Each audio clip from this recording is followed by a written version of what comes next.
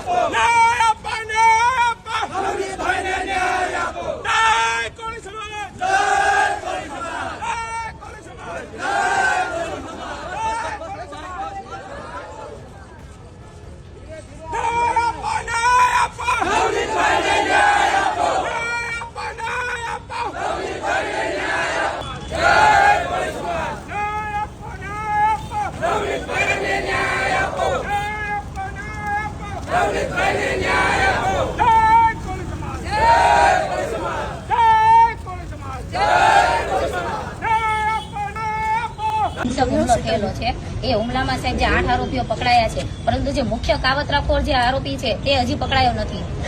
એ આરોપીને પકડવા માટે પોલીસ જે દિશામાં કામ કરી રહી છે તે દિશા ક્યાંક ને ક્યાંક સાહેબ ગલત જઈ રહી છે। તે માટે 2 વખત તપાસ અધિકારી બદલાયા છે।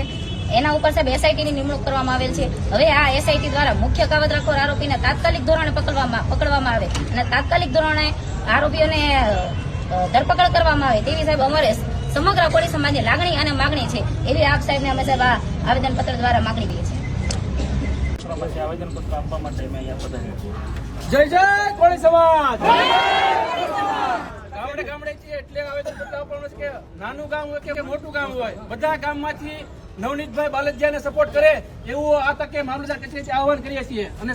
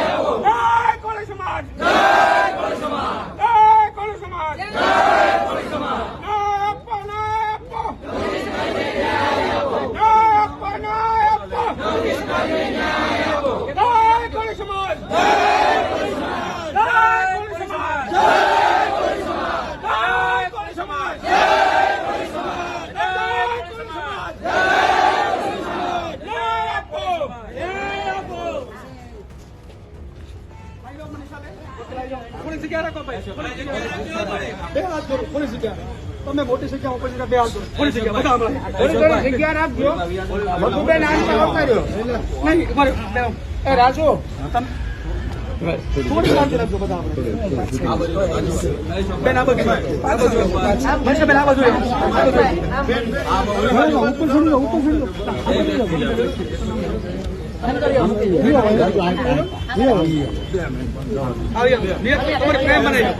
તમારી ફ્રેમ બનાવી લો તમારે વ્યવસ્થિત ફ્રેમ બનાવી લો પછી દો ભાઈ મીડિયાવાળા ભાઈઓ સજાવી દેજો ફ્રેમ બનાવી આવી જાઓ ભાઈ બનાવી દેજો મીડિયા ભાઈ આવી જાઓ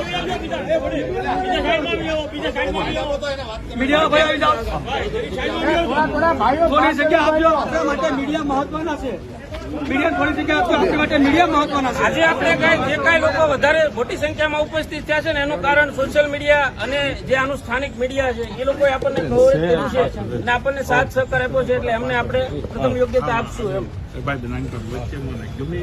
બગદાણામાં સાહેબ જે ઘટના ઘટી છે અને કોળી સમાજ માટે ખૂબ માર મારવામાં આવ્યો છે આવારા તત્વો દ્વારા માર મારવામાં એની પોલીસ છે એની દિશામાં કામ નથી કરી ઉલટી દિશામાં પોલીસ કામ કરી રહી છે માર મારનાર કરતા પોલીસ કોના ઈશારે કામ કરી છે એના વિરુદ્ધમાં આપ સાહેબને આવેદનપત્ર દેવા આવ્યા છે સરકારમાં અમારે રજૂઆત થાય જે તે અધિકારી જે તે સમયના તપાસ કરનાર અધિકારીને જે બદલી કરી અને સાત સેફ કરી લીધા છે એની બદલે અમે કોળી સમાજ એમનું રાજીનામું માંગીએ છીએ જ્યાં સુધી રાજીનામું નહીં આપે અને સરકાર એને ડિસમિસ નહીં કરે ત્યાં સુધી સમગ્ર ગુજરાતની અંદર કોળી સમાજનો આંદોલન શરૂ રહેશે. વકીલ સાહેબ કહેશે બરાબર.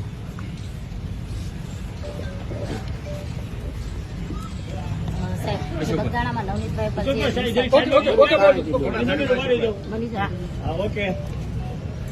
સાહેબ બગદાણામાં જે નવનીતભાઈ પર હિંસક હુમલો થયેલો છે એ હુમલામાં સાહેબ જે 8 આરોપીઓ પકડાયા છે પરંતુ જે મુખ્ય કાવતરાખોર જે આરોપી છે તે હજી પકડાયો નથી. એ આરોપીને પકડવા માટે પોલીસ જે દિશામાં કામ કરી રહી છે તે દિશા ક્યાંક ને ક્યાંક સાહેબ ગલત જઈ રહી હતી. તે માટે 2 વખત તપાસ અધિકારી બદલાયા છે. એના ઉપર સાહેબ એસઆઈટીની નિમણૂક કરવામાં આવેલ છે. હવે આ એસઆઈટી દ્વારા મુખ્ય કાવતરાખોર આરોપીને તાત્કાલિક ધોરણે પકડવામાં આવે અને તાત્કાલિક ધોરણે આરોપીઓને ધરપકડ કરવામાં આવે તેવી સાહેબ અમારે સમગ્ર કોળી સમાજની લાગણી અને માગણી છે. એવી આપ સાહેબને અમે સાહેબ આ આવેદનપત્ર દ્વારા માગણી કરી છે. અત્યારે હાલ કોળી સમાજના લોકો મેદાને છે. ગઈકાલે પણ આપણે જોયું હતું કે બ્રિજરાજ સોલંકી દ્વારા પણ કહેવામાં આવ્યું છે કે જો 10 દિવસની અંદર નવનીતભાઈને ન્યાય નહીં મળે તો હવે આગામી સમયમાં કોળી સમાજ દ્વારા એક મોટું આંદોલન કરવામાં આવશે. એની જ સામે જો વાત કરવામાં આવે કે આ સમગ્ર ઘટનાને લઈને જે માયાભાઈ આહિરના પુત્ર જયરાજ આહિરનું નામ સામે આવ્યું હતું તો તેને લઈને અત્યારે હાલ ક્યાંક ને ક્યાંક જે રીતે આહિર સમાજની અંદર પણ રોષ છે એ લોકો જયરાજ આહિરના સમર્થનમાં આવ્યા છે. પરંતુ હવે આગામી સમયમાં જોવાનું રહેશે કે પોલીસ દ્વારા શું તપાસ કરવામાં આવે છે ને એમાં પણ ખાસ કરીને આ સમગ્ર ઘટનાને લઈને શું સત્ય બહાર આવે છે. કારણ કે જે રીતે આવેદનપત્ર આપતા સમયે એવું કહેવામાં આવ્યું છે કે મુખ્ય આરોપી કોણ છે એને લઈને હજી સુધી પણ કેમ કોઈ કાર્યવાહી નથી કરવામાં આવી, કેમ હજી સુધી કોઈ ધરપકડ નથી કરવામાં આવી એવી પણ વાત તે લોકો દ્વારા કરવામાં આવી છે. એટલે ખાસ કરીને હવે એ પણ જોવાનું રહેશે કે પોલીસ તપાસમાં ખરેખર શું સત્ય બહાર આવે છે. તમારું શું માનવું છે આ વિષયને લઈને અમને કમેન્ટ કરીને ચોક્કસ જણાવજો. તેની સાથે અમારી ચેનલ નિર્ભય ન્યૂઝને લાઇક, શેર અને સબસ્ક્રાઇબ કરવાનું ભૂલશો નહીં. નમસ્કાર.